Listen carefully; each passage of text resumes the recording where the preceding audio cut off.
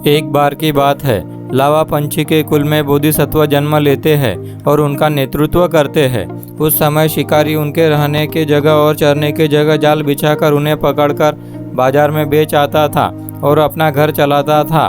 तब बोधिसत्व लावा अपने समुदाय को बोले कि शिकारी हमारे ज्ञानी वर्ग का नाश कर रहा है। इसका एक ही उपाय है, अगर तुम में से एक भी शिकारी के जाल में फंस जाता है तो तुम सभी उसका जाल उड़ाकर किसी कांटे वाले पेड़ पर टांग कर उसके नीचे से निकल जाना। दूसरे दिन शिकारी ने कुछ लावा पंछी के ऊपर जाल डालकर उन्हें पकड़ा, लेकिन सभी लावा पंछी एक साथ उड़कर जाल को अपने साथ उड़ा ले गए और किसी कांटे वाले पेड़ पर जाल टांग कर उसके नीचे से निकल गए और वह शिकारी को जाल ढूंढते ढूंढते रात हो गई। इसी कारण उसे घर खाली हाथ ही जाना पड़ा। ऐसा काफ़ी दिन चला। तब उसकी पत्नी ने चिल्लाते हुए कहा कि रोज़ रोज़ तुम घर पर 1 रुपया भी न लाते हुए खाली हाथ आ जाते हो।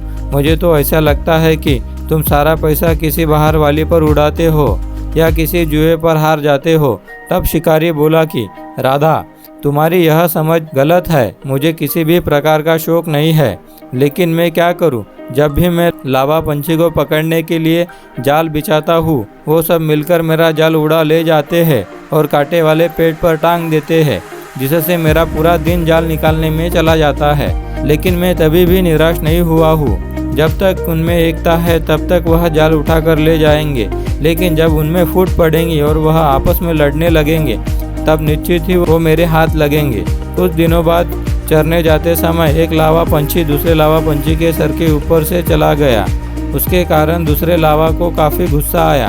पहले वाले लावा ने दूसरे लावा से माफ़ी भी मांगी, लेकिन उसकी एक न सुनी और वह उससे लड़ने लगा और उनके झगड़े के कारण पूरे समुदाय में झगड़ा हो गया और उनमें फूट पड़ गई।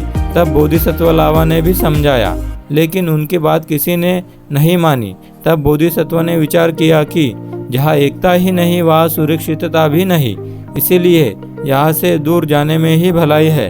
तब उनके वचनों को सुनाने वाले लावा को साथ लेकर वो वहाँ से दूर चले गए और उनकी बात न मानने वाले लावा वहीं रह गए। कुछ समय बाद शिकारी के जाल में वह फंस गए और वह वहाँ पर भी झगड़ने लग गए अपने साथ, इसीलिए वो अपने साथ जाल भी नहीं उड़ा पाए और शिकारी ने उन्हें पकड़कर बाजार में बेच दिया और वह शिकारी अपने घर खुशी खुशी चला गया। दोस्तों, इस कहानी से हमें यह सीख मिलती है कि क्यों हमें एकजुट होकर ही रहना चाहिए और सभी मुसीबतों का सामना करना चाहिए।